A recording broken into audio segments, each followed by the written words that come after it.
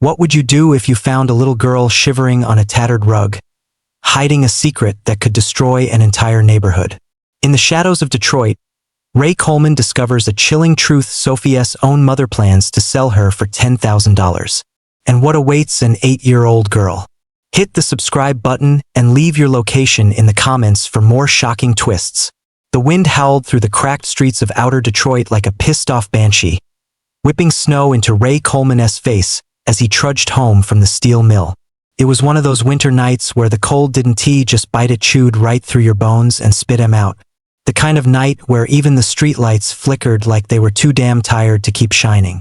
Ray pulled his Carhartt jacket tighter around his broad shoulders, the collar stiff with frozen sweat and metal dust from a 10-hour shift. His boots beat up Timberlands he had since the Lions last made the playoffs crunched through the fresh powder, leaving sloppy tracks down the empty sidewalk. In his left hand, a Bud Light bottle dangled, ice cold against his calloused fingers, condensation dripping onto his glove like it was crying for mercy. "Goddamn Michigan weather," he muttered, his breath puffing out in a thick white cloud that hung in the air before the wind snatched it away. The temp had to be below zero, felt more like -20 with the wind chill. He squinted up at the sky, a mess of gray clouds spitting snowflakes the size of quarters. No stars tonight, just the faint orange glow from the steel mills a few miles off, their smokestacks chugging out plumes that looked like ghosts against the dark. Ray's house was at the end of the block, a squat little 2-bedroom deal with peeling paint and a porch that sagged like an old man's gut. But he wasn't headed there, not yet. He veered left, cutting through the narrow alley between his place and Carla Bennett's, the neighbor lady who'd been a ghost lately. She borrowed his Phillips head screwdriver back in the fall, said something about fixing a busted window frame, and he figured tonight was as good a time as any to get it back. Plus, he hadn't seen her in weeks, maybe months. Last time they talked, she'd been half in the bag, slurring about how the Lions were gonna choke again. Typical Detroit small talk. The alley was a wind tunnel, snow swirling around his legs like a pack of ankle biters. Carla's house loomed ahead, a twin to his own but worse, for were shingles missing, gutters dangling like broken teeth, and a front yard littered with junk. A rusted tricycle half buried in a drift, a cracked flower pot spilling frozen dirt. The porch light was out, which wasn't unusual. Carla wasn't big on upkeep, but something felt off. No smoke curling from the chimney, no warm yellow glow spilling from the windows. Just a faint, flickering blue light pulsing through the curtains, like a TV left on too long. Ray stopped at the edge of her walkway, the Bud Light bottle clinking against his thigh. That when he heard it, a sound that cut through the wind's howl like a knife through butter. A kid's cry, soft and shaky, coming from inside. Not a tantrum or a whine, but something deeper, something scared. His gut twisted, that old soldier-esque instinct from his days hauling scrap in the army kicking in. "What the hell?" he said under his breath, tilting his head to listen harder. There it was again, low, broken sobs, mixed with the muffled drone of a TV spinning some game show jingle. He stomped up the 3 steps to her porch, snow crunching underfoot, and rapped his knuckles on the door, the wood rattling loose in its frame. "Carla, you in there? It's Ray." No answer, just the wind whistling through the eaves and that damn crying getting louder in his ears. He knocked again, harder this time, the bottle clinking against the doorframe. "Hey, Simon, open up. Freezing my ass off out here." Still nothing. He tried the knob, unlocked, like always. Carla never locked her damn door. Said it was a neighborhood trust thing. Dumb as hell, Ray always thought, but that was her. The door creaked open, hinges groaning like they hadn't seen oil since Reagan was president. A wave of stink hit him square in the face: rotten food, stale beer, and something sharper, like piss or puke left to fester. "Jesus H. Christ," he muttered, stepping inside and kicking snow off his boots onto a threadbare welcome mat that said "Home Sweet Home" in faded cursive. The irony wasn't lost on him. He flicked the light switch by the door, nothing. Either the power was out or Carla hadn't paid the bill again. The only light came from the living room, that blue TV glow flickering like a dying firefly. "Carla, you okay? Where you at?" he called, his voice bouncing off the walls, rough from years of shouting over mill machinery.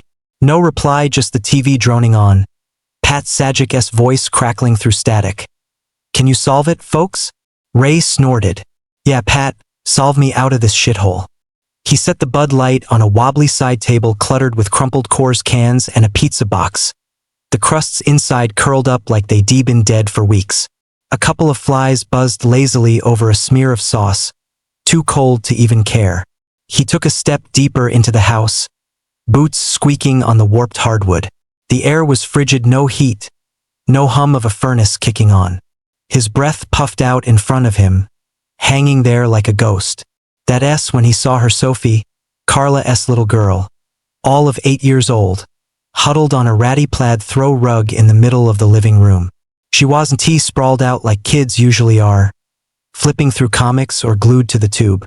No, she was curled up tight, knees to her chest, arms wrapped around a grimy parka that looked like it belonged to Carla, brown fake fur matted with sweat and God knows what else. Her hair, a tangled mess of chestnut curls, stuck to her forehead like she'd been sweating despite the cold. And her hands, Jesus, those tiny hands clutched a paring knife, the kind you'd use to peel apples, its blade streaked with something dark. Jam, maybe, or blood. Ray froze, his heart thudding hard enough to rattle his ribs. "Sophie? Hey kiddo, it's Ray. You okay?" His voice softened, the way it did back when he talked down a strung-out buddy in the barracks. She didn't look up at first, just sat there, rocking slightly, her breath hitching in little gasps that fogged the air. The TV flickered behind her, casting shadows across her pale face, those big blue eyes wide and wild, darting around like she was waiting for something to jump out of the walls. "Sophie," he tried again, taking a slow step closer, hands out like he was approaching a spooked deer. "Simon, talk to me, sweetheart. Where's your mom?" That S when she snapped her head up, eyes locking on his, and Ray damn near stumbled back. Those weren't a kid's eyes anymore, those were the eyes of someone who'd seen hell up close. Her lips trembled, chapped and cracked, and she whispered, barely audible over the wind rattling the windows, "Don't let him take me. Ray, Mom and Derek said they're selling me." The words hit him like a sucker punch to the gut. "Selling you?" he repeated, voice low, dangerous now. "What the hell you talking about, kid?" He dropped to one knee, close enough to see the bruises on her wrists, purple finger marks, fresh and ugly. Like someone grabbed her hard and wouldn't let go. Her parka slipped a little, showing a t-shirt underneath. Faded Superman logo stretched tight over her bony frame. She was skinny, too skinny, like she hadn't eaten a real meal in weeks, maybe months. Sophie swallowed, her throat bobbing, and gripped the knife tighter, knuckles white as the snow outside. "Mom's been gone I don't know how long. I ate stuff from the trash 'cause the fridge stopped working. Then she came back with Derek. They said I'm worth 10 grand, said some guy's coming tonight." Her voice cracked, tears welling up but not falling, like she cried herself dry long ago. Ray's jaw clenched so hard his teeth ached. 10 grand? He growled, more to himself than her. What kind of sick son of a he cut himself off, shaking his head. He'd seen some shit in his time-drunk fights at the mill, guys ODNG in back alleys, but this was a new level of fucked up. He reached out, slow and careful, and eased the knife from her grip, setting it on the coffee table next to a pile of moldy sandwich crusts and a tipped-over ashtray spilling cigarette butts like dirty snow. "Listen here, Sophie," he said, voice steady despite the rage boiling in his chest. "Auntie nobody taking you nowhere, you hear me? Not while I'm around."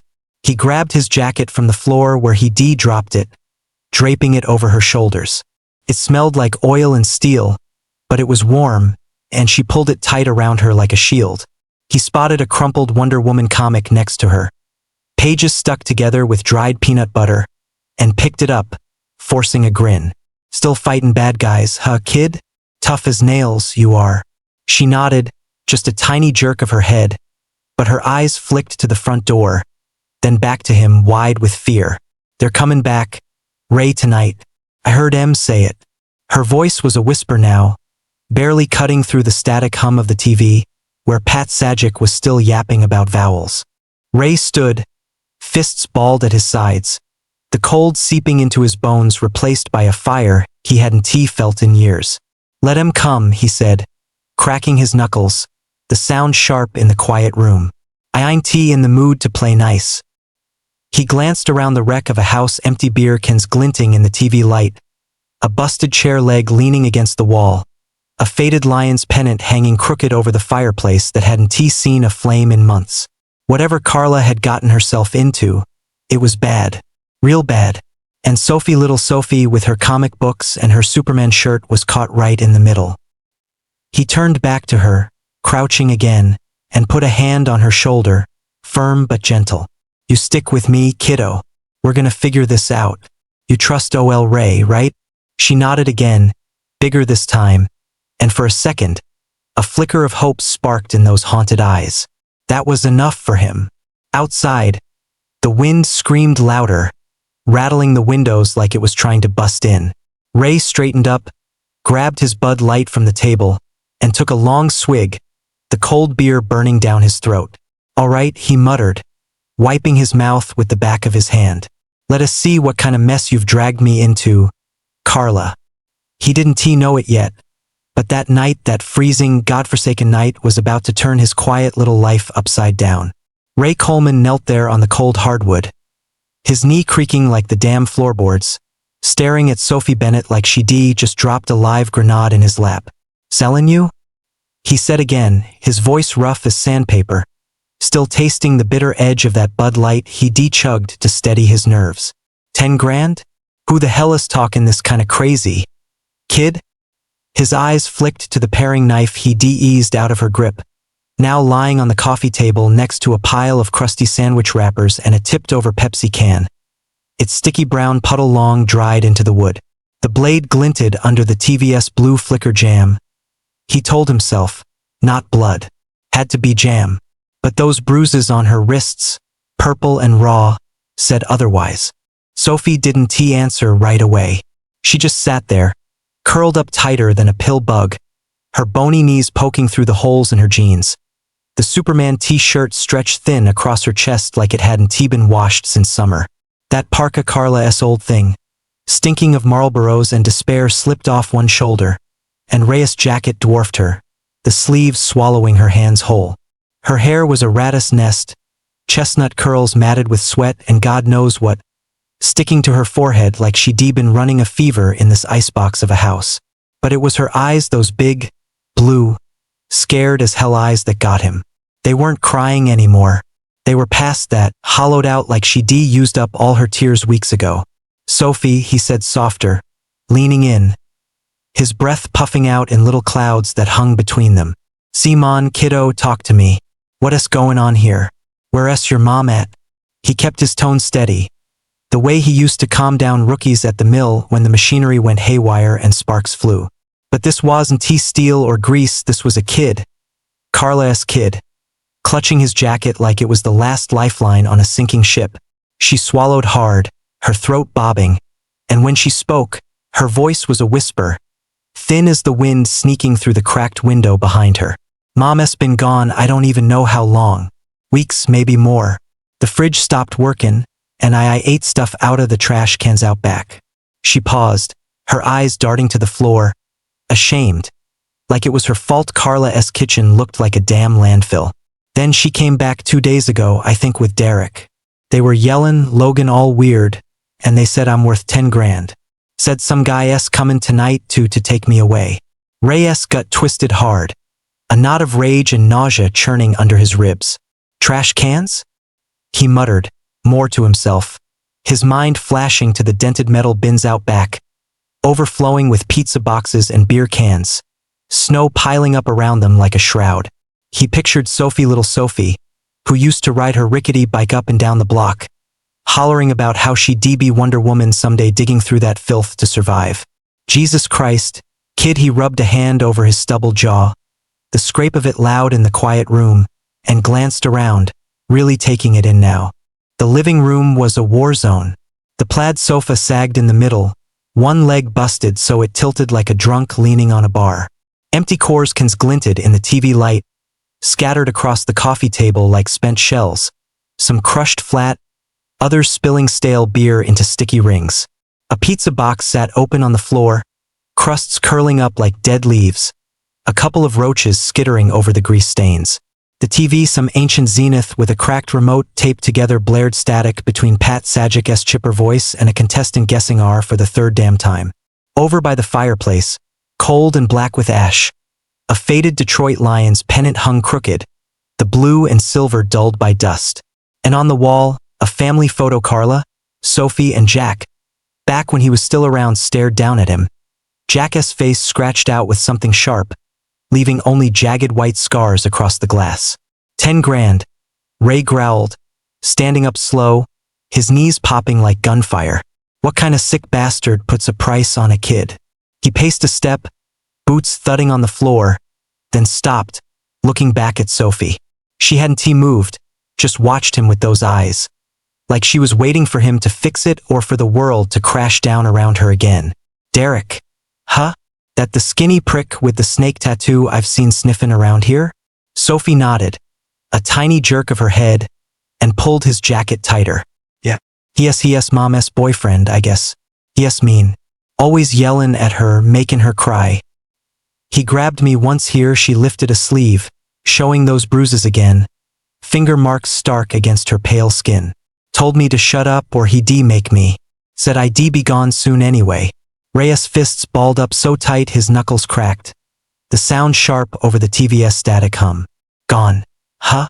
We'll see about that. He crouched again, eye level with her, and forced his voice to soften, though it still came out gruff.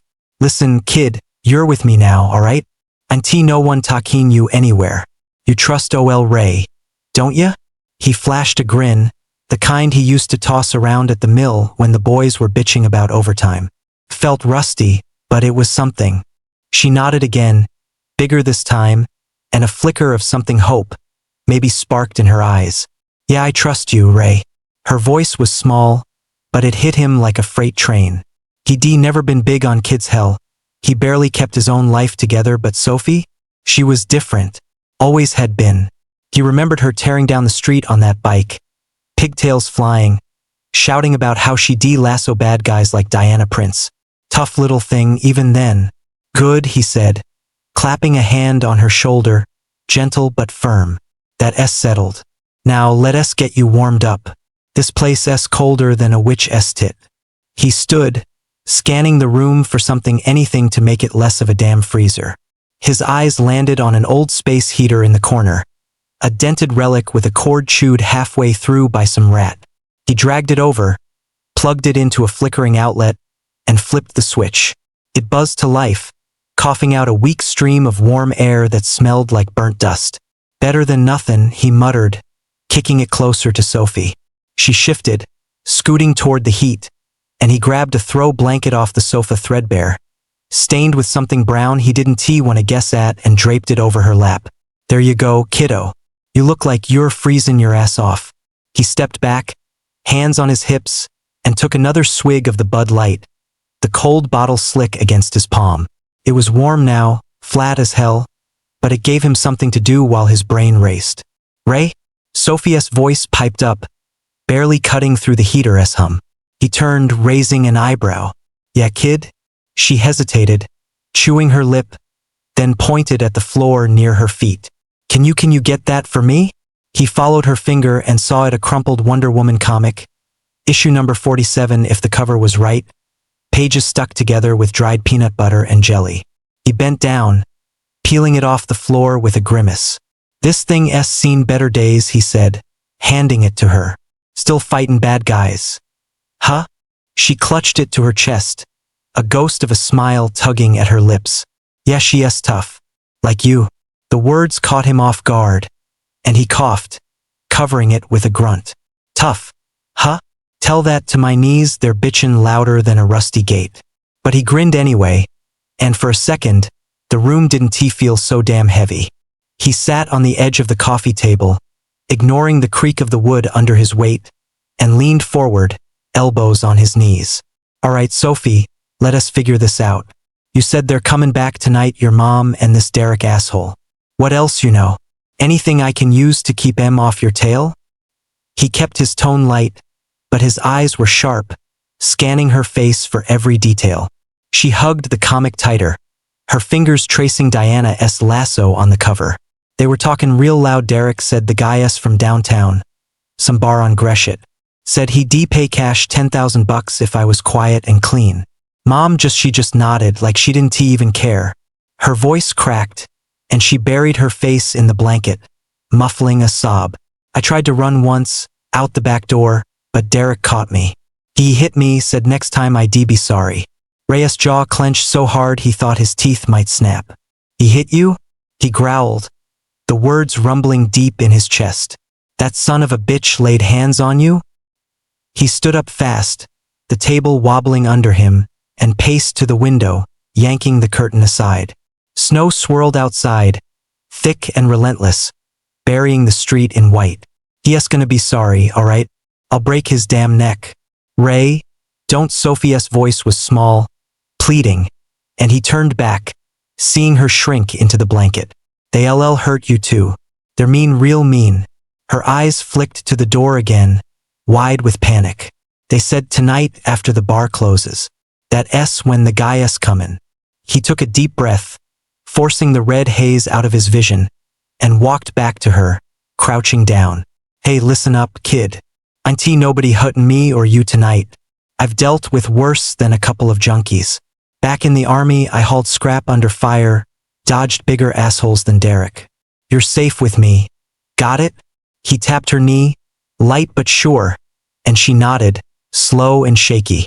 Got it, she whispered, and that flicker of hope in her eyes grew a little brighter. Ray stood, cracking his knuckles again, the sound popping like a warning shot. Good. Now you stay put, keep that heater going. I'm gonna check this dump out, see what else your mama's been hiding. He grabbed the Bud Light, took one last swig, and tossed the empty bottle into the pizza box with a hollow clink. Let us hope she's just drunk somewhere and not dumb enough to show up with that prick. He headed for the stairs, boots thudding on the floor, the cold sinking into his bones again as he left the heater's weak warmth behind. The house creaked around him, wind rattling the windows like it was trying to claw its way in. Sophie watched him go, clutching her comic, and he threw her a wink over his shoulder. Stay tough, Wonder Woman. I'll be right back. But as he hit the first step, the wood groaning under his weight, a chill ran down his spine, one that had nothing to do with the weather. Whatever was waiting up there, whatever Carla had dragged into this mess, he had a feeling it was going to be a hell of a lot uglier than he bargained for. And tonight was going to be a fight.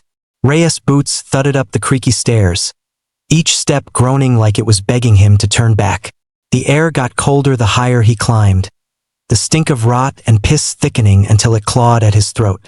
He flicked on his phone's flashlight, the beam cutting through the dark like a knife, bouncing off peeling wallpaper, some faded floral shit Carla probably picked when she still gave a damn. His breath puffed out in white clouds, hanging in the stillness, and he muttered, "Place feels like a damn tomb." At the top, a narrow hallway stretched out, doors half open like mouths waiting to spill secrets. The first room was Sophie's. Ray knew it from the chipped purple paint on the frame, a color she begged Carla to use a couple summers back when he helped them haul a gallon from Home Depot. He nudged the door wider, the hinges squealing, and stepped inside. The flashlight swept over a twin bed, mattress sagging with a tangle of sheets, a couple of pillows stained yellow with sweat. A rickety nightstand held a cracked lamp, its shade missing, and a dog-eared stack of comics: Wonder Woman, Batman. A few Spider-Man issues piled next to a busted alarm clock stuck at 3:17. The walls were a kid's dream gone sour. Posters of Diana Prince and Superman peeling at the corners, a corkboard with faded drawings pinned up stick figure Sophies with capes, flying over crayon blue skies. But the window was the kicker boards nailed crooked across it, slivers of snow sneaking through the gaps. Ray ran a finger along the wood, splintery and rough, and growled. Locked her in, huh? Bastards. He spotted a chair wedged under the doorknob, its legs scratched deep into the floor like it been dragged there 100 times. He moved on, boots scuffing the hall's worn carpet, and hit the bathroom next.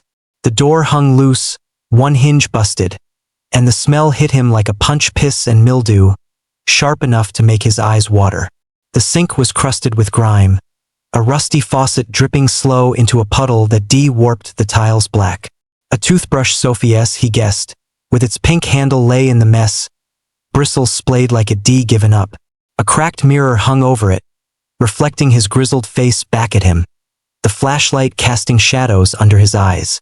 "Lookin' rough, Coleman," he muttered, turning away. The last stop was Carla's room, and Ray knew it'd be bad before he even pushed the door. It swung open with a low groan, and the flashlight beam hit Chaos bed unmade. Sheets twisted like someone fought their way out, pillows ripped open with stuffing spilling like dirty snow. The dresser was a wreck, drawers yanked out, clothes tumbling over the edges stained tank tops, a pair of jeans with a busted zipper, a bra dangling by one strap. A busted perfume bottle leaked its cheap floral stink into the air, mixing with something sour, metallic, like blood or rust. Ray stepped in, glass crunching under his boots, and aimed the light at the walls. "Holy shit," he breathed. Scrawled across the plaster in jagged blue ballpoint were words 10K equals freedom. She's our ticket. Cash tonight over and over. Like a junkie's prayer. A family photo hung crooked, Jack's face scratched out with something sharp, leaving Carla and Sophie staring out from the frame, their smiles frozen in happier days. Ray's gut churned. "What the hell happened to you, Carla?" He kicked through the mess, spotting a pile of junk by the bed, empty pill bottles, crumpled cigarette packs, a couple of used syringes glinting like needles in a haystack. "Fucking junkie," he snarled, then froze when his boot hit something solid. He bent down, fishing out a crumpled envelope, edges torn like it'd been opened 100 times. Inside was a letter, official looking with a Department of Defense header, the ink smudged but readable. "We regret to inform you that Staff Sergeant Jack Bennett was killed in action, no remains recovered 5 years back, give or take." Ray remembered that day, Carla sobbing on her porch, clutching that damn flag they handed her. Him standing there awkward as hell with a six-pack, not knowing what to say. He shoved the letter into his pocket and kept digging, pulling out a spiral notebook, its cover stained with coffee rings. He flipped it open, the flashlight catching shaky handwriting. "Derek says she's worth 10K, some guy downtown. Cash up front, gotta get out. Gotta live." The words got wilder, ink bleeding into the paper. "Jack's gone, no job, no hope, Sophie's all I got left to trade." Ray slammed it shut, his fist trembling. "Trade? You're trading your kid, you piece of shit?" He stood there, breath heaving, the room closing in the stink, the cold, the weight of Carla's fall from a mom who baked cookies to this monster. He remembered her back then, Carla with her quick laugh, her bad coffee, the way she dragged Sophie over to watch Lions games, all of them yelling at the TV like it changed the score. 5 years since Jack's death, 4 since she lost her accounting gig at the auto parts plant, 3 since the drinking got bad, 2 since the pills started. And now she was selling her own damn kid. Ray's phone buzzed in his hand, the light jittering across the walls. He glanced down, low battery, 10% left. "Great," he muttered, shoving it in his pocket. He turned to leave, boots crunching over glass, when a noise stopped him cold, a loud thud from downstairs, like a door slamming hard enough to shake the house. His heart kicked up, pounding in his ears, and he yanked the screwdriver from his belt, gripping it like a shank. "Sophie?" he called, voice sharp, echoing down the stairwell. No answer, just the wind howling outside, and then another sound, low and guttural, like someone laughing through a mouthful of gravel. Ray's blood ran cold. He bolted for the stairs, taking them 2 at a time, the wood creaking under his weight. "Sophie, you okay? Talk to me, kid." The living room came into view, the heater still buzzing, the TV flickering Pat Sajik's grin. But Sophie, she was gone. The blanket lay crumpled on the floor, her Wonder Woman comic tossed aside, pages fluttering in the draft from the open front door. "Son of a bitch," Ray snarled, sprinting to the doorway, snow blasting in like a white wall.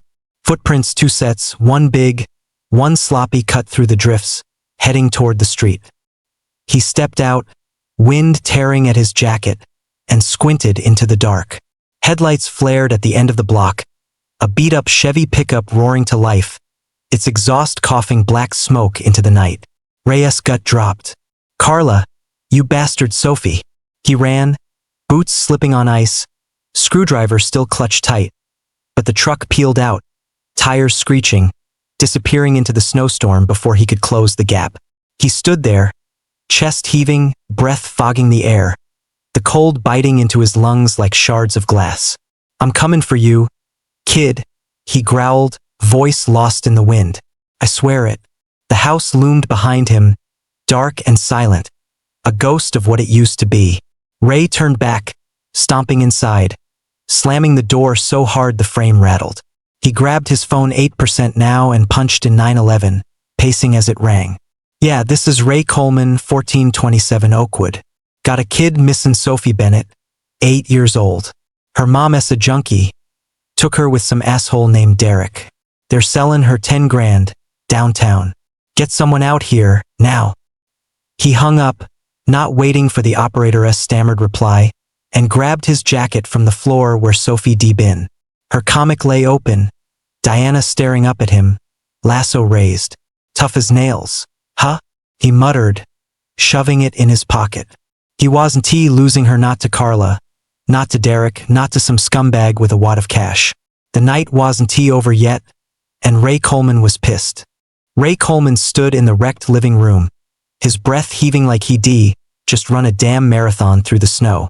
The front door hung open, letting the wind howl in, blasting icy flakes across the hardwood, where they melted into dirty puddles. Sophie's blanket lay crumpled on the rug, her Wonder Woman comic splayed open a few feet away, Diana's lassoed silhouette fluttering in the draft. The space heater buzzed on, oblivious, pumping out its pitiful warmth into a room that felt colder than ever. Reyes' phone was still hot in his hand from the 911 call. The operator's voice, some nasal chick promising cops were on the way, still ringing in his ears. But waiting wasn't his style, not with Sophie out there, snatched by her own damn mom and that snake-tattooed bastard Derek. Fuck this, he growled, shoving the phone into his pocket. 7% battery left, just enough to keep him from losing his shit completely. He grabbed the screwdriver off the coffee table, its chipped handle slick with sweat, and stomped toward the door, boots squelching in the wet snow. The Chevy's taillights were long gone, swallowed by the storm, but those footprints, Carla's sloppy stagger and Derek's heavy drag, cut a jagged path through the drifts.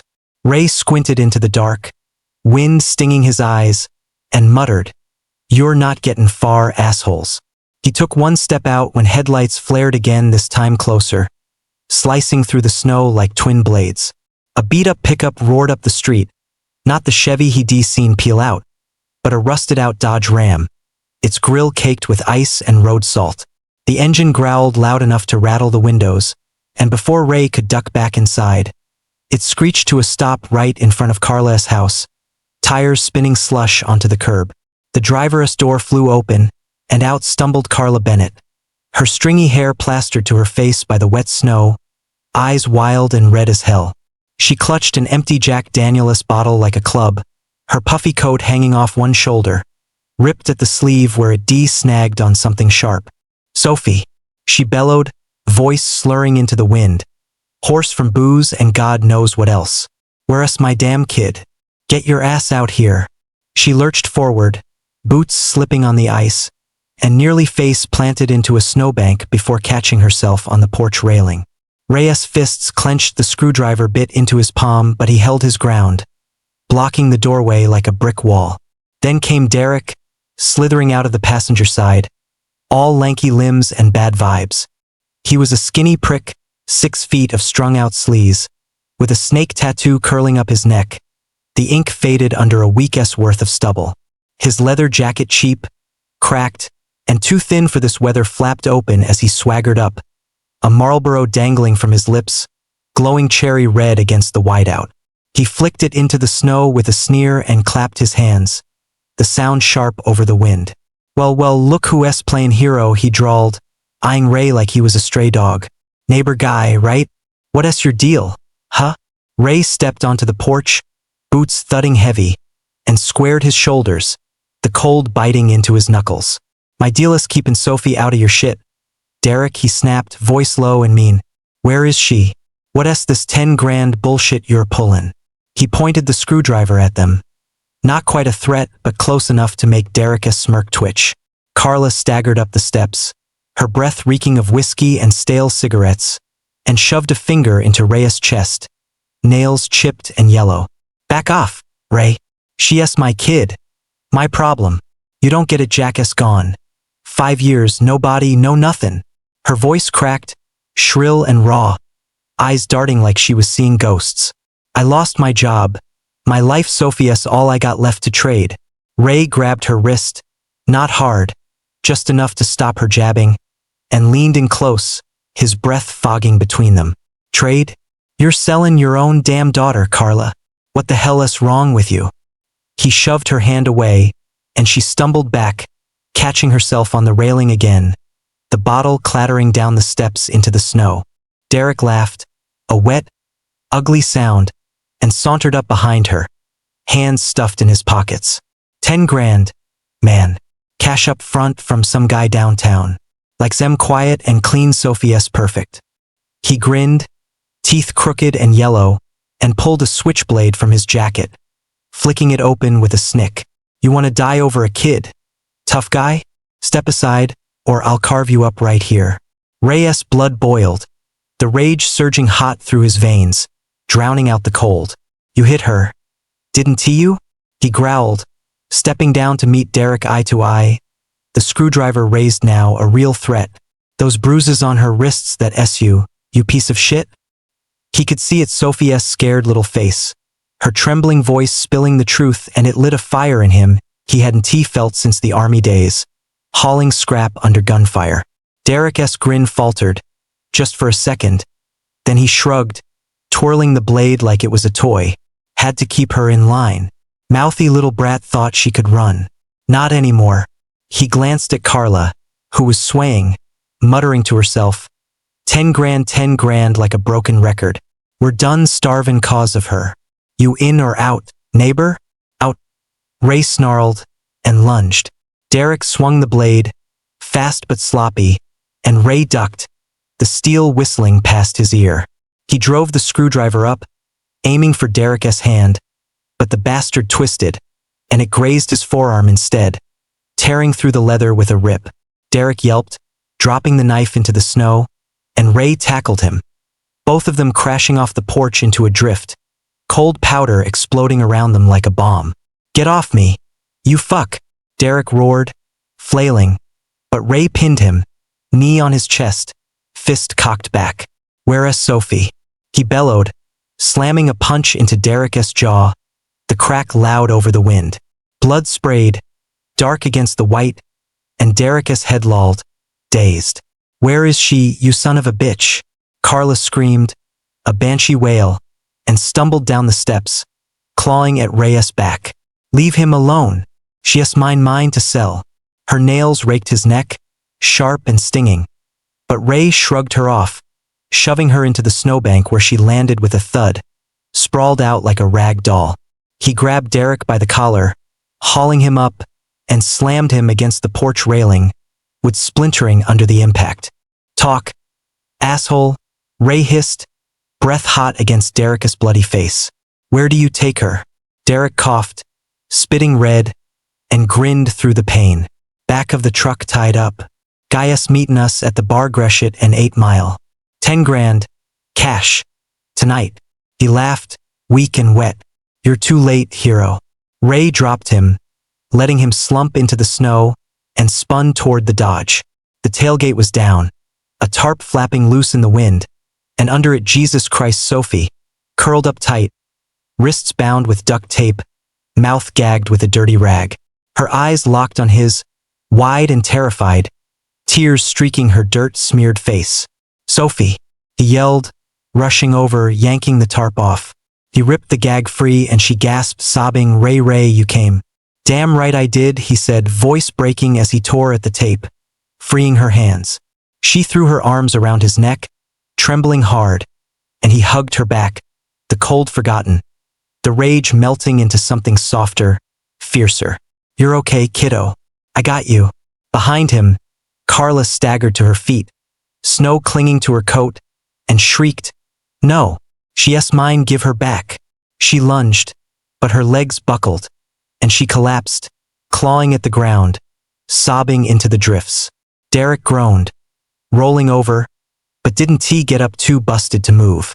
Ray stood, lifting Sophie in his arms. She weighed next to nothing and glared at Carla, his voice low, deadly. You're done, Carla. You hear me? Done. He turned, carrying Sophie toward the house, her head buried in his shoulder, her sobs quieting into hiccups. The wind roared, snow swirling around them, but he didn't feel it, not now. Inside, he set her on the sofa, grabbing the blanket and wrapping it tight around her. Stay here, kid, he said, brushing her hair back, his hand shaking more than he'd admit. Cops are coming. They ain't getting near you again. She nodded, clutching the blanket, those big eyes still on him, trusting, scared, but alive. Outside, red and blue lights flashed through the snow, sirens wailing closer, cutting through the storm. Ray stepped to the door, watching as Carla crawled toward Derek, her cries lost in the wind. Jackass gone, she wailed, over and over, a broken chant. Ray shook his head, spitting into the snow.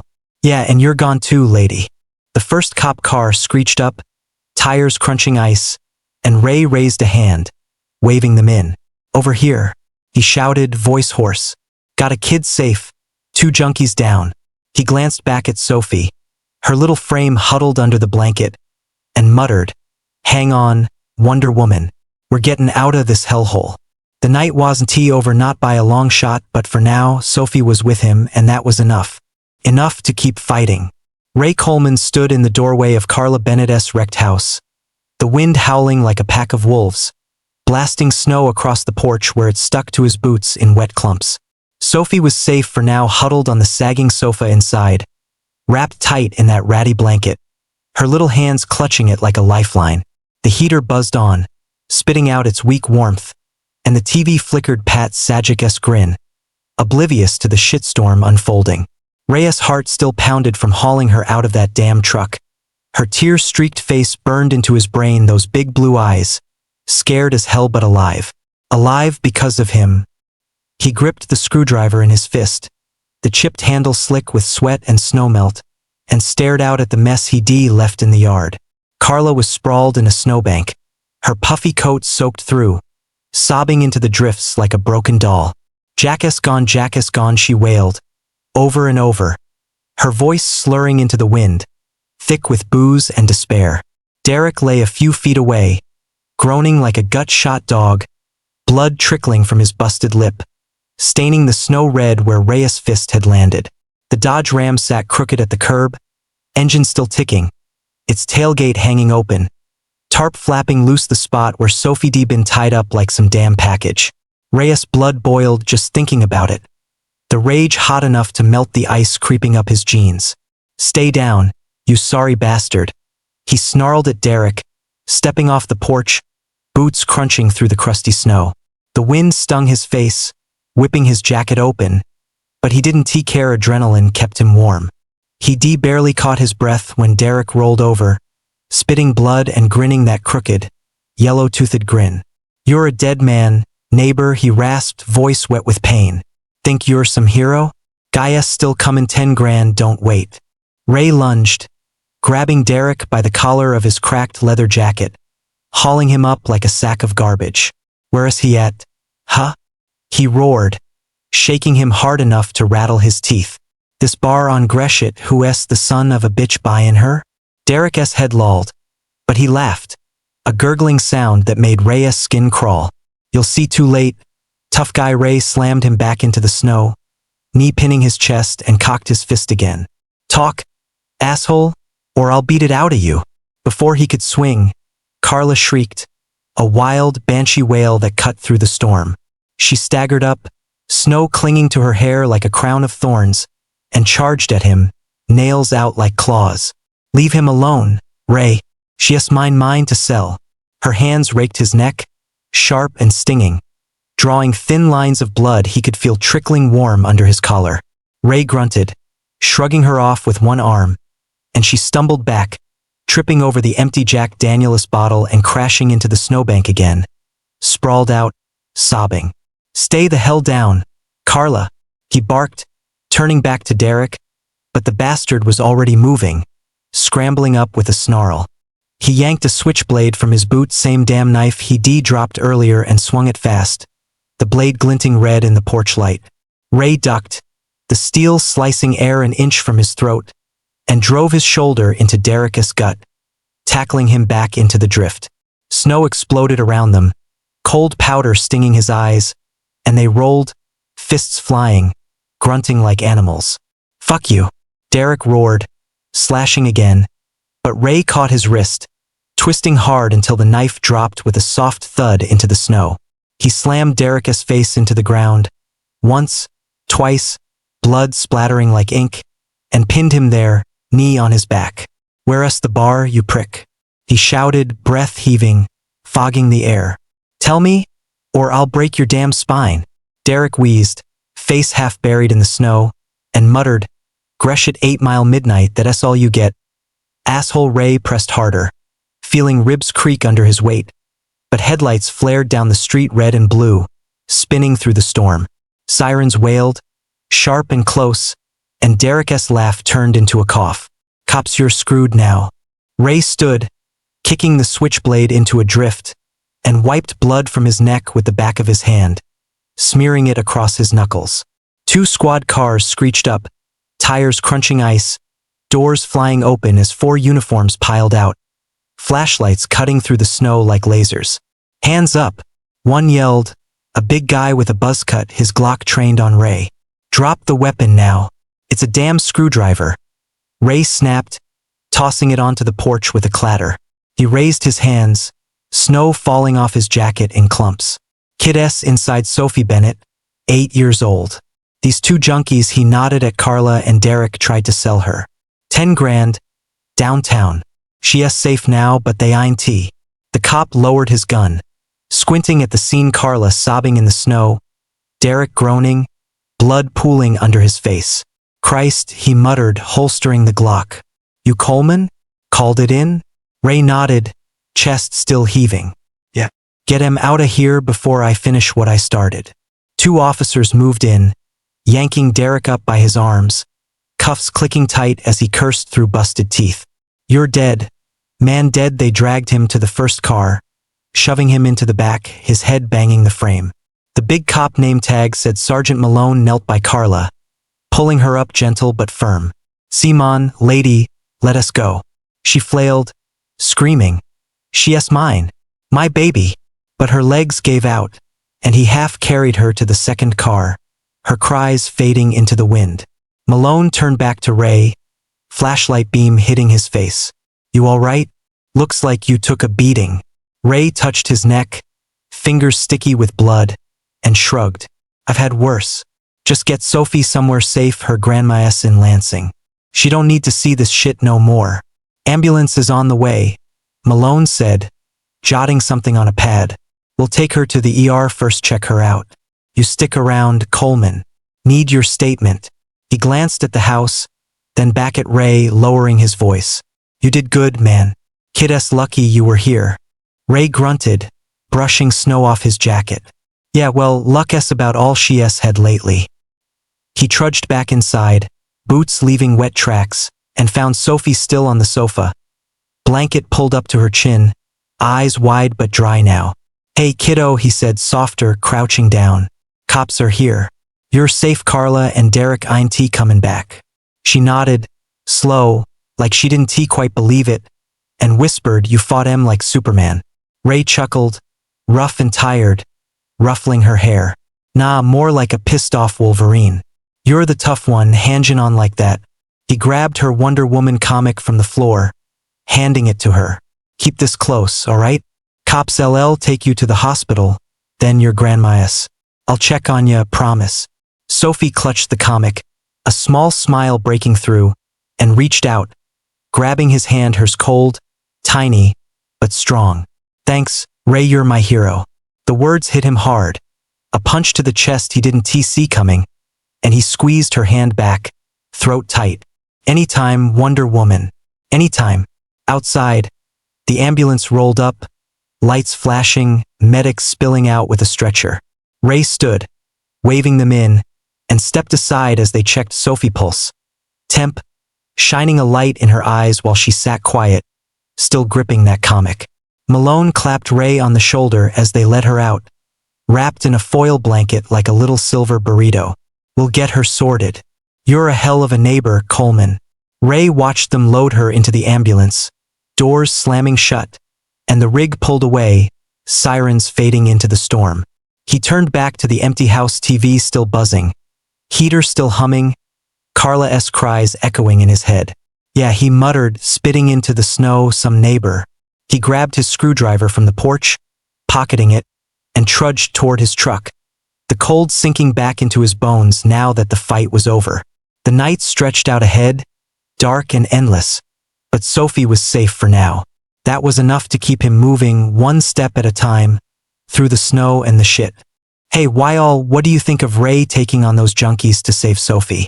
Drop your thoughts below, I'd love to hear 'em. Hit a 1 in the comments if you're hooked on this story, or a 2 if it ain't your thing. Stick around, 'cause we're just getting started. Ray Coleman slumped into his beat-up recliner, the springs groaning under his weight like they were as tired as he was. His house was a mirror to Carla's same sagging porch, same peeling paint, but it smelled like motor oil and burnt coffee instead of rot and despair. The living room was dim, lit only by a flickering table lamp with a shade cocked sideways, casting long shadows across the scuffed hardwood. He kicked off his snow-caked Timberlands, letting them thud onto the rug, a faded lion's logo staring up at him, mocking his shitty night. His jacket hung over the armrest, still damp from the storm, blood smears drying dark on the collar where Carla's nails had raked him. He touched his neck, wincing at the sting, and muttered, "Crazy bitch." The clock on the wall ticked past midnight, its hands stuck in a slow crawl, the only sound besides the wind rattling the windows. Ray grabbed a Bud Light from the mini fridge by his chair, last one in the pack, cold as hell, and popped the cap with a flick of his thumb. The hiss cut through the quiet, and he took a long swig, the beer sliding down his throat, flat and bitter but better than nothing. He set the bottle on the armrest, condensation dripping onto the chipped wood, and stared at the ceiling, replaying the night like a bad movie stuck on loop. Sophia's face kept flashing up, those big blue eyes, wide with terror, then softening when he pulled her from that truck. "You're my hero," she said, her voice small but steady, cutting through the chaos. Ray snorted, shaking his head. "Hero, my ass." He barely kept it together out there, fists flying, blood in the snow, Carla's screams ringing in his ears. He saw her too, sprawled in the drift, sobbing about Jack like it justified selling her own kid. And Derek Reyes' knuckles throbbed just thinking about that bastard's busted face. 10 grand. That's what Sophie was worth to them. A stack of dirty cash for a little girl who'd eaten trash to survive. He leaned forward, elbows on his knees, and rubbed his face with both hands, the stubble scraping rough against his palms. Should V checked on her sooner, he growled, the words heavy in the empty room. He'd known Carla was slipping hell, the whole block had. The late-night fights, the bottles piling up in her yard, the way Sophie stopped riding that bike of hers down the street. He'd seen it, waved it off as not my problem. Now it was his problem, and Sophie paid the price for his lazy-ass excuses. The Bud Light sat there, half empty, mocking him. He grabbed it, downed the rest in one gulp, and crushed the can in his fist, the aluminum crumpling with a sharp crack. He tossed it toward the trash bin by the TV, missed, of course, and it rolled under the couch with a hollow clink. "Figures," he muttered, slumping back, the recliner creaking again. His phone buzzed on the coffee table, 5% battery now. Screen cracked from some mill accident he couldn't remember. He snatched it up, squinting at the text from an unknown number. "Sophie S. at St. John's R. She S. okay. Grandma S. on her way. Thanks, Ray Sergeant Malone." Ray exhaled, a long, shaky breath that fogged in the chilly air. "Okay," he repeated, like saying it out loud made it real. St. John's was 10 minutes away, a brick box of a hospital off Moros Road where he'd gotten stitches once after a bar fight. Sophie be fine, their medics, cops, her grandma from Lansing. He pictured her, A gray-haired lady he'd met once at a block party. All wrinkles and warm hugs. The kind of woman who'd bake cookies and mean it. Sophie deserved that someone who'd give a damn. He stood, joints popping like gunfire, and shuffled to the kitchen.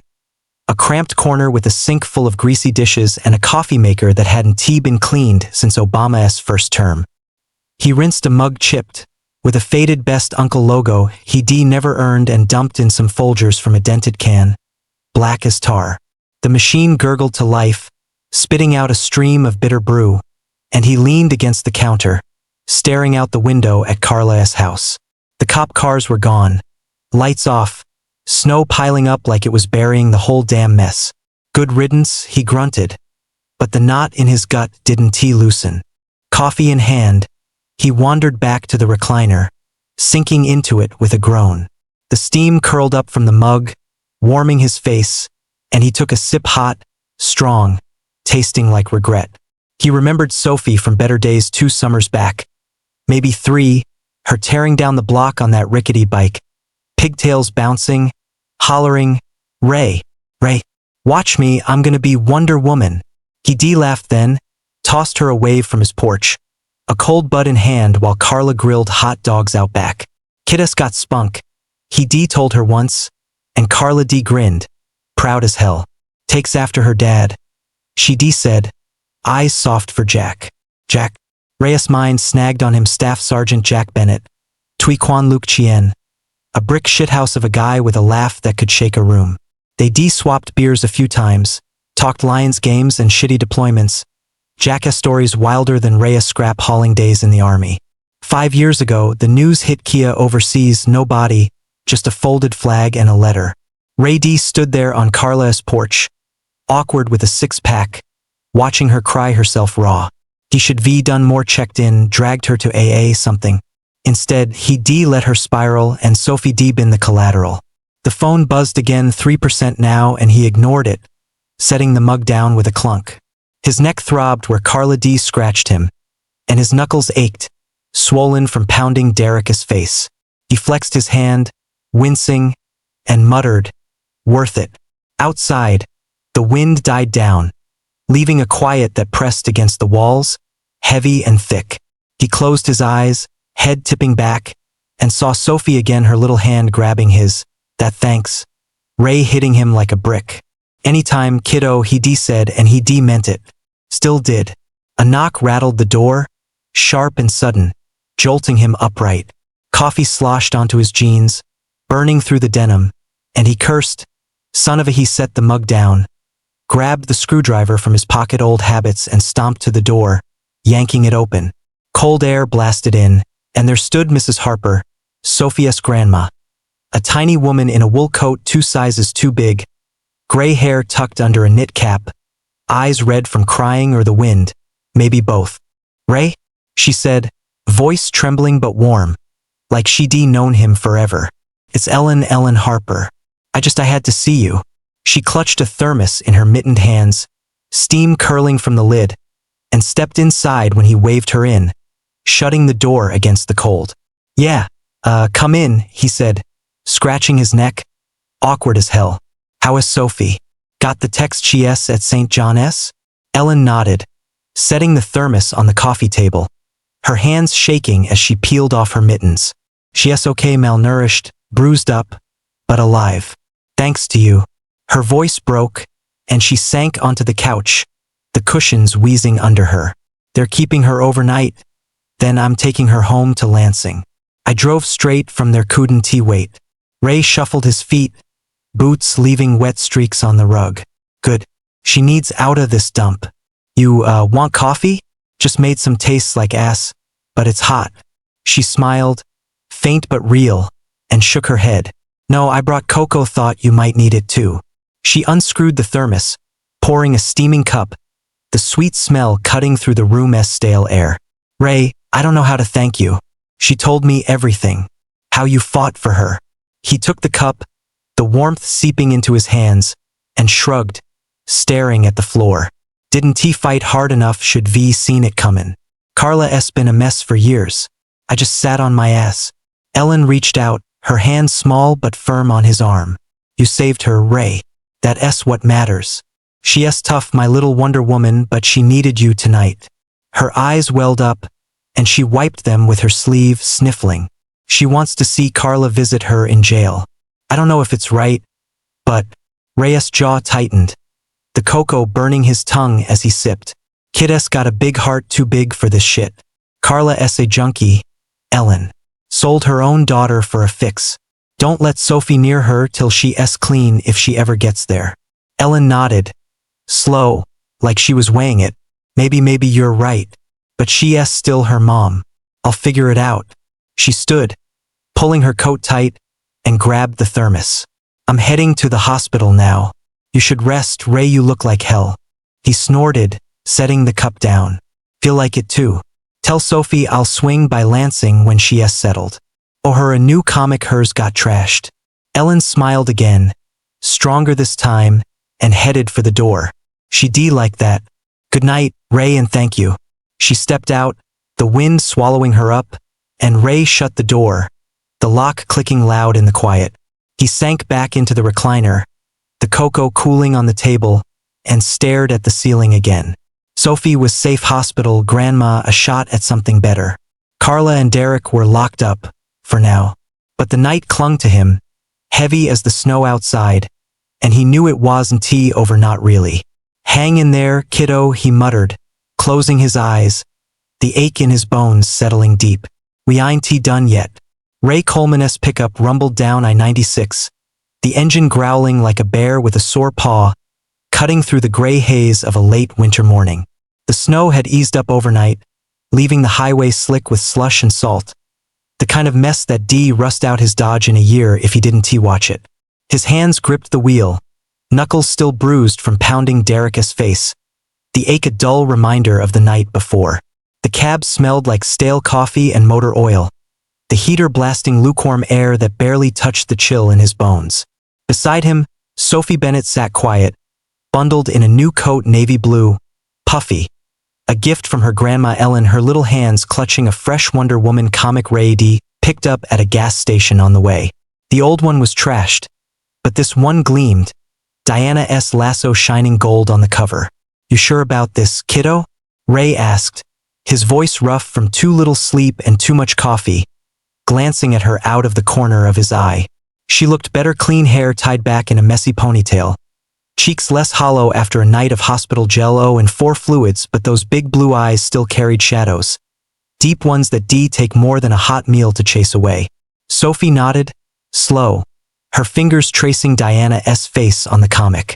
Yeah, Ray. She's my mom. I gotta see her. Her voice was small but steady, like she made up her mind and wasn't budging. Ray grunted, shifting gears as the truck hit a patch of ice, the tires skidding just enough to make his gut clench. All right, your call. Just don't expect much, she's a mess, Sophie. Ellen sat in the back, her wool coat folded over her lap, hands clasped tight like she was praying the whole damn way. I tried talking her out of it. Ray, she said, her voice soft but firm, carrying that grandma steel he declocked last night. But she's stubborn, gets it from Jack. Wants to give Carla a chance. Ray snorted, eyes on the road as the Wayne County Jail loomed up ahead, a squat, ugly brick box surrounded by razor wire and snow-drifted fences. Chance, huh? After selling her for 10 grand? Kid's got a bigger heart than I do. He pulled into the lot, tires crunching over gravel and ice, and killed the engine, the silence settling heavy. Let us get this over with. The jail smelled like bleach and despair, the kind of place that sucked the warmth out of you the second you walked in. Ray led the way, Sophie's hand in his small, cold, but gripping tight, Ellen trailing behind, her boots tapping the linoleum. A guard with a buzz cut and a bored stare checked them in, eyeballing Ray's bruised knuckles and the scratches on his neck. You the guy from last night? He asked, chewing gum like it was a chore. Heard you took down 2 junkies solo. Yeah, something like that, Ray muttered, signing the visitor log with a scrawl that barely passed for his name. Here for Carla Bennett, Kid's mom. The guard nodded, spitting his gum into a trash can, and waved them through a metal detector that beeped at Ray's belt buckle. Fucking thing, he grumbled, yanking it off and tossing it in a bin. They sat in a cramped visiting room, white walls, a scratched metal table bolted to the floor, a thick glass partition smudged with fingerprints. Sophie perched on a stool, comic in her lap, staring at the empty space where Carla D show up. Ellen hovered behind, hands on Sophie's shoulders, and Ray leaned against the wall, arms crossed, screwdriver still in his pocket like a talisman. The clock ticked loud, each second dragging like a freight train, until a buzzer sounded and Carla shuffled in on the other side. She looked like hell, warmed over hair pulled back in a greasy ponytail, jail jumpsuit hanging loose on her frame, eyes sunk deep with dark circles. But they were clearer than last night, less wild, like the booze and pills were finally wearing off. She sat, slow, hands cuffed in front, and stared at Sophie through the glass, her lip trembling. "Baby girl," she whispered, voice cracking like dry wood, and pressed a hand to the partition, fingers splaying out, shaking. Sophie leaned forward, her own hand mirroring Carla's, the comic sliding to the floor with a soft thud. "Mom," she said, steady but quiet, "I was so scared, but I want you to get better." Her eyes welled up, but she blinked hard, keeping the tears back. "You're still my mom." Carla's face crumpled, a sob ripping out of her, loud enough to echo off the concrete. "Oh God, Sophie, I'm so sorry I messed up bad." She wiped her nose on her sleeve, cuffs clinking, and glanced at Ray, then Ellen, shame burning in her gaze. "I didn't mean it's Ellen you. It was Derek, he pushed me, said we die without the money. I was so gone. Baby, I didn't know." Ray's jaw tightened, fists balling in his pockets. "Bullshit," he growled, low so Sophie wouldn't catch it. But Ellen shot him a look sharp, warning, and he bit his tongue. Sophie didn't flinch, just kept her hand on the glass, her voice soft but firm. "I ate out of the trash, Mom. For weeks. I thought you'd come back, but then you did. And you scared me more." Carla choked, tears streaming now, cutting clean tracks through the grime on her cheeks. I know, baby girl. I hate myself for it every damn second. I'm gonna fix this, I swear. They got me in a program here, detox, therapy, all that shit. I'm fighting for you." She pressed her forehead to the glass, eyes locked on Sophie's. "You're my world, kiddo. Always were." Sophie nodded, slow, a tiny smile breaking through, fragile but real. "Fight hard, Mom. Like Wonder Woman." She tapped the comic on the floor with her foot, and Carla laughed, a weak, watery sound. But the first Ray D heard from her that wasn't a scream or a slur. "Yeah, like Wonder Woman," she said, voice hitching. "I'll make you proud, baby." Ray shifted, boots scuffing the floor, and cleared his throat, loud enough to cut through the moment. "Time us up, kid," he said, glancing at the clock, 10 minutes gone. Guards eyeing them from the hall. "Let us roll." Sophie slid off the stool, picking up her comic, and pressed her hand to the glass one last time. "I'll come back, Mom. Promise." Carla nodded, tears still falling, and mouthed, "I love you," as the guard hauled her up, cuffs rattling. She shuffled out, head down, and the door buzzed shut, leaving the room quiet again. Ellen squeezed Sophie's shoulders, whispering, "You did good, honey," and Ray pushed off the wall, leading them out, the weight of Carla's words hanging heavy. Back in the truck, Sophie sat quiet, comic open in her lap, staring at Diana kicking ass on page 3. Ray fired up the engine, the Dodge coughing to life, and glanced at her. "You okay, kiddo? That was a lot." She nodded, flipping a page. "Yes, trying, Ray. I can tell."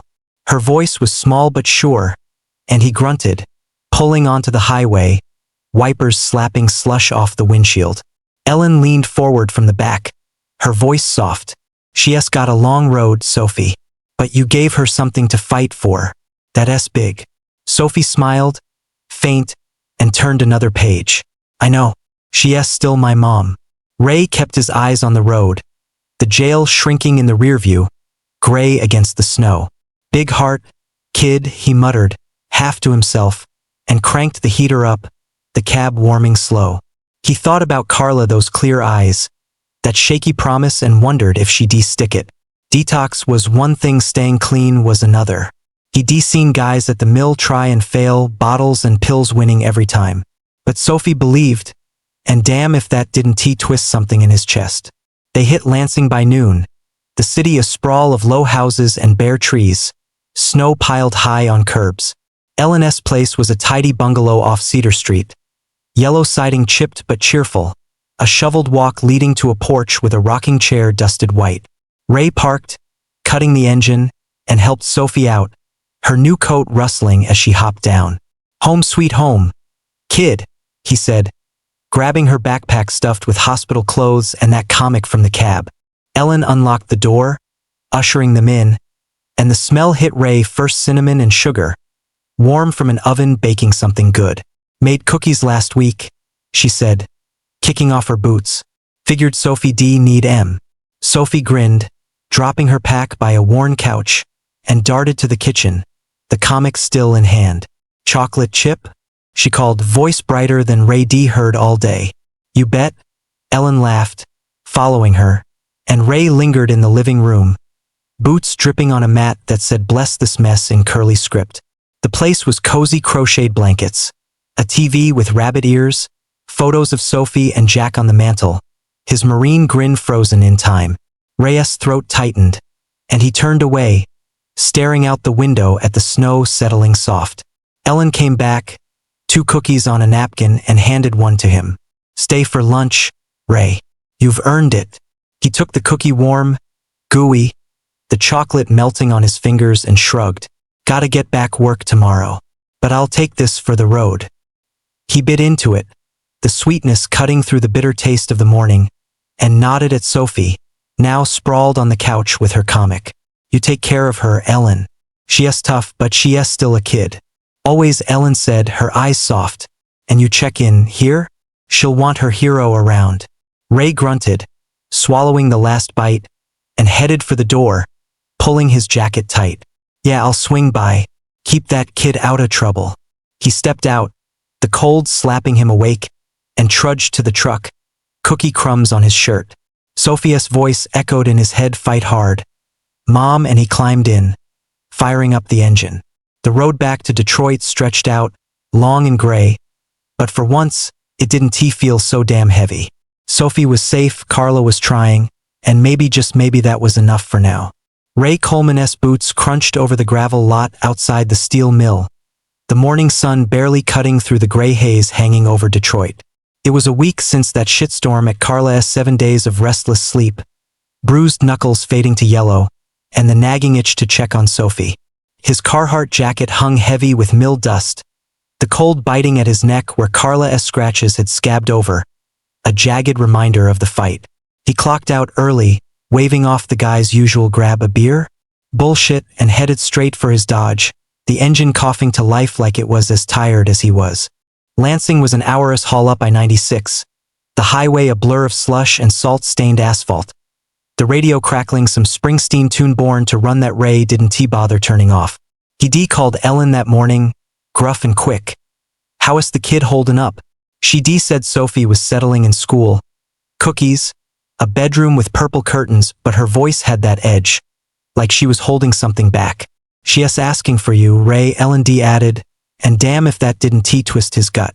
He grabbed a new Wonder Woman comic, issue number 48. Diana punching some alien bastard on the way, figuring it beat the hell out of showing up empty-handed. Ellen's bungalow glowed warm against the late winter dusk when he pulled up, the yellow siding catching the last scraps of light. Smoke curled from the chimney, and the shoveled walk glistened with fresh ice melt. Ray killed the engine, grabbed the comic, and trudged to the porch, his breath fogging in the crisp air. He knocked 3 sharp raps and the door swung open fast, Sophie standing there in a too big lion's sweatshirt, her ponytail bouncing as she grinned. "Ray," she yelled, throwing her arms around his waist, nearly knocking the comic out of his hand. "Whoa, easy, kiddo," he chuckled, rough but warm, ruffling her hair with his free hand. "You're gonna tackle me into next week." She stepped back, eyes bright, and grabbed his sleeve, dragging him inside. "Simon, Grandma made pineapple, your favorite." The smell hit him, cinnamon, sugar, buttery crust, and his stomach growled, loud enough to make Sophie giggle. Ellen poked her head out from the kitchen, apron dusted with flour, a wooden spoon in hand. Good timing, Ray. Pie's just out hot as hell. You stayin'? Her voice was soft, but her eyes pinned him, daring him to say no. He shrugged, kicking off his boots by the door, the mat soggy under his socks. Yeah, twist my arm. Smells too damn good to pass up. The living room was a cocoon crocheted blankets draped over the couch, a fire crackling in the hearth, Jackass marine photo staring down from the mantel, all square jaw and cocky grin. Sophie flopped onto the cushions, snatching the comic from Ray with a squeal. Issue number 48. You're the best, Ray. She flipped it open, legs kicking, already lost in Diana's world. Ray sank into an armchair, the springs creaking under him, and watched her, a grin tugging at his lips. Better be I ain't haulin' up here for nothin'. Ellen brought out the pie, steam curling off the golden crust, and set it on a trivet with 3 mismatched plates. Dig in, she said, slicing it up, the knife scraping through apples and pastry. Ray took a bite hot, sweet, the kind of comfort that hit you right in the chest and grunted approval. Damn Ellen, you could sell this. Beats the mill cafeteria slop any day. Sophie shoveled pie into her mouth, crumbs on her sweatshirt, and talked through a full bite. School S.O.K. got a friend, Mia. She likes comics too. But I miss Mom. Her voice dipped, and she poked at the pie, the fork clinking against the plate. Ray swapped a look with Ellen quick, loaded and set his fork down, wiping his mouth with a napkin that seen better days. She's still your mom, kid, he said, gruff but gentle. Heard from the cop she's in detox, some program at the jail. Writin' you letters, right? Sophie nodded, pulling a folded paper from her pocket, edges worn like she'd read it 100 times. Yeah, this one came yesterday. Says she's sober 3 weeks. Wants me to be proud. She smoothed it out, reading soft. Baby girl, I'm fightin' every day. Miss your smile. Love, Mom. Ellen reached over, squeezing Sophia's hand. That's something, honey. Takes guts to stay clean in there. Her voice was steady, but Ray caught the flicker in her eyes. Hope. Maybe, or just exhaustion. He leaned back, crossing his arms, the chair creaking again. Yeah, well, she's got a long road. Don't get your hopes up too high. Kid junkies fall off the wagon more than they stay on. Sophia's jaw set, stubborn as hell, and she looked up at him, eyes fierce. She's tryin', Ray. That's what counts. Like Diana, she falls, but she gets back up. Ray blinked, caught off guard, and snorted a laugh. Fair point, Wonder Woman. You're tougher than me, callin' it like that. Ellen smiled, faint but real, and cleared the plates, the clatter filling the quiet. She's got Jackass fire, that's for sure. Always did. She glanced at his photo, then away, quick, like it still stung. Ray followed her gaze, Jackass grin mocking the years, and shifted in his seat, the pie suddenly heavy in his gut. Speaking of tough, he said, changing tracks, what's the school deal? You kickin' ass or what? Sophie perked up, shoving the letter back in her pocket. Yeah. Got an A on my math test, fractions suck. But I nailed M. Mia says I could be a doctor someday, fix people like Mom. Ray grinned, leaning forward. Doctor. Huh? Shit, kid, you'd be patching me up after every mill shift. Better start studying, I'm a mess. She giggled, kicking her legs again, and the room felt lighter, the fire popping warm against the dusk creeping in outside. Ellen came back with mugs of cocoa marshmallows bobbing, steam curling up, and handed one to Ray. You're good with her, Ray. She's been smilin' more since you called. He took the mug, the heat seeping into his hands, and shrugged, awkward as hell. Just keepin' a promise. Owe her that much. They sat there, the 3 of them, Sophie reading her comic, Ellen sipping cocoa, Ray staring into the fire until the clock hit 7. He stood, stretching, joints popping like gunfire. Gotta roll Mill Callan tomorrow. You two take care, yeah? Sophie hopped up, hugging him again, her head barely hitting his chest. Come back soon, Ray. Bring more comics. He ruffled her hair, grinning. Deal, kiddo. Ellen walked him to the door, her voice low as Sophie darted back to the couch. She's healing, Ray slow but sure. Thanks for sticking around. He nodded, pulling his jacket on, the cold already sneaking in. She's worth it. Call if you need me. He stepped out, the porch creaking under his boots, and trudged to the truck, the night swallowing him up. Back in Detroit, Ray's house felt emptier than usual, the quiet pressing in as he kicked off his boots and sank into the recliner. The mill loomed tomorrow, same grind, same dust, but something had shifted. He grabbed a bud from the fridge, popped it open, and took a swig, the cold biting his throat. Sophie's voice echoed, she's trying. Ray, and he thought about Carla, those shaky letters, that long shot at redemption. Next day, he hit the community center after work, a brick box off Jefferson where guys like him didn't usually go. The lady at the desk, big hair, bigger attitude, eyed his bruised hands and mill grime. You here for the volunteer thing? She asked, popping gum. Ray nodded, gruff. Yeah, kids program. Heard you need help. She smirked, handing him a clipboard. Sandwiches and juice boxes, tough guy. They love you. He started that week hauling trays of PBJS, pouring Kool-Aid, barking at rowdy boys to quit horsing around. The kids were a mess, loud, scrappy, some with shadows in their eyes like Sophie's, but they laughed at his dumb jokes, called him Mr. Ray with gap-toothed grins. He'd mutter, guess I ain't so useless, and keep going, the ache in his chest easing a little each time. Months rolled by, spring thawing the snow, Carla's letters piling up in Sophie's room, each one steadier, cleaner. Ray D swing by Lansing every few weeks, comics in hand, pie on the table, watching Sophie grow taller, sharper, her dreams of doctoring taking root. Ellen D say, your family now, Ray, and he D grunt, hiding a grin behind his cocoa mug. One night, back in Detroit, he sat on his porch, bud in hand, the mill's smoke curling against a pink sky. Sophie's last letter tucked in with Carla's sat on the railing, her kid scrawl bold. Mama's getting out soon. Ray. She's clean. Come see us? He took a swig, the beer cold and sharp, and muttered, damn right I will, Wonder Woman. The city hummed around him, gritty and alive, and for once, Ray felt like he was part of something bigger, something worth fighting for. Ray Coleman's Dodge rumbled into Lansing under a late winter sky, the kind of gray that hung low and heavy, promising more snow before the day was out. It was a Saturday, the mill quiet for once, and he made the haul up I-96 with a fresh Wonder Woman comic issue number 49.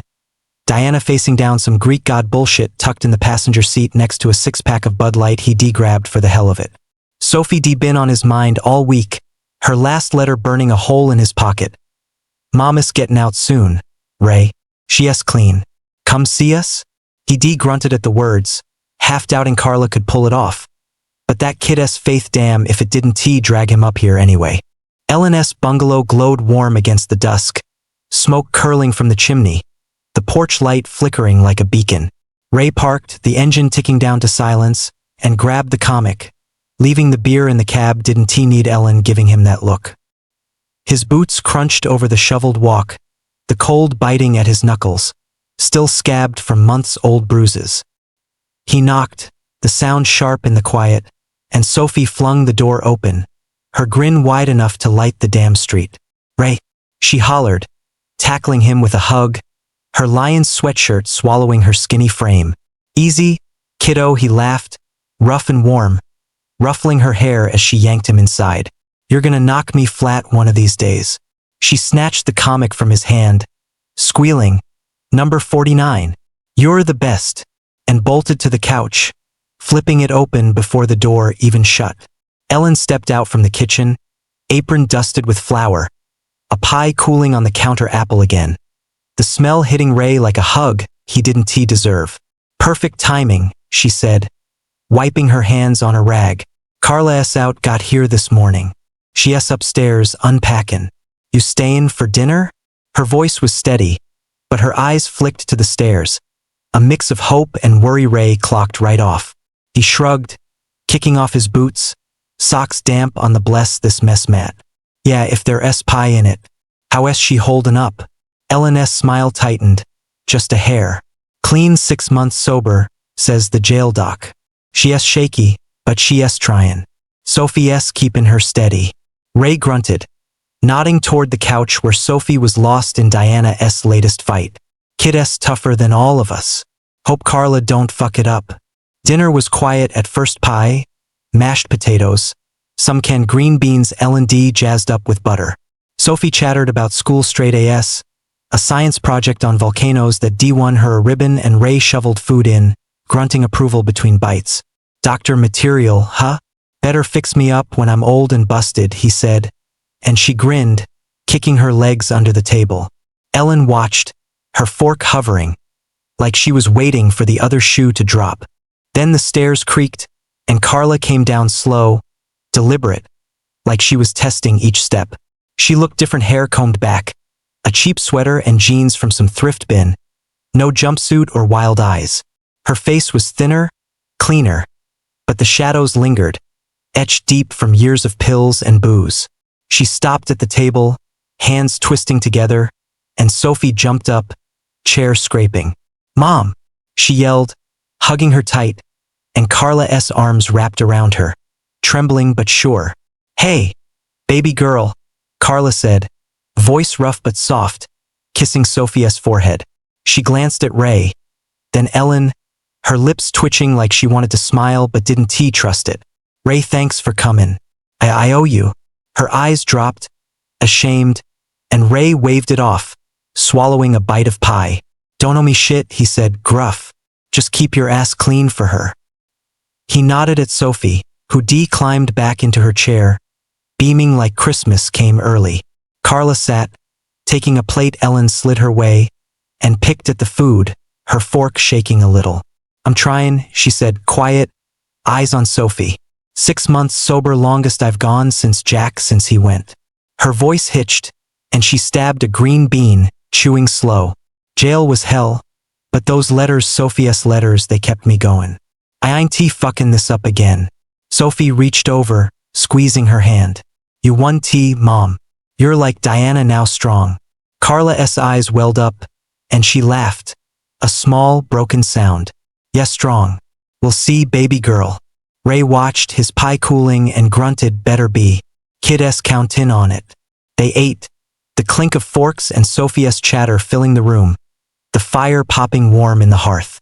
Ellen cleared the table, and Sophie dragged Carla to the couch, pulling out the Velveteen Rabbit, a beat-up copy from Elena's shelf, pages yellowed and dog-eared. "Read it, Mom," she said, curling up beside her, and Carla took it, her hands steadier now. She started slow, voice raspy but clear.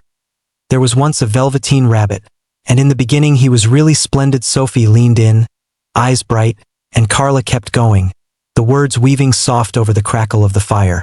Ray sat back, mug of cocoa in hand, Elena's doing, marshmallows bobbing, and listened, the story pulling him in despite himself. "Realize how you are made," Carla read, her voice catching.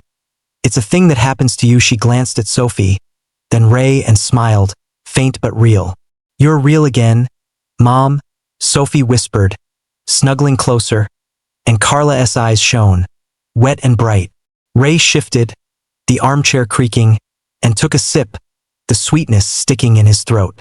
"Hell of a team, you two," he said, gruff, and Ellen nodded from the kitchen doorway, her own mug steaming. "They're getting there," she said, soft, and the room settled, warm and quiet, the story rolling on. An hour later, Sophie was dozing, head on Carla's lap, the book closed. Ray stood, stretching, joints popping like always. "Gotta hit the road, Mill Callan tomorrow." He grabbed his jacket, and Ellen walked him out, the cold slapping him awake as he stepped onto the porch. "She's good with Carla here," Ellen said, hugging her arms against the chill. "Shaky but good. You coming back soon?" Ray nodded, zipping up. "You gotta keep an eye on him. Kid's got big dreams." He turned to go, then stopped, fishing the six-pack from the truck. "Almost forgot pie payment," he said, handing it over with a grin. Ellen laughed, taking it. "You're something, Ray Coleman. Drive safe." He waved, climbing into the cab, the engine roaring to life. The bungalow shrank in the rearview, lights glowing against the snow, and he hit the highway, Springsteen back on the radio. Thunder road this time, raw and loud.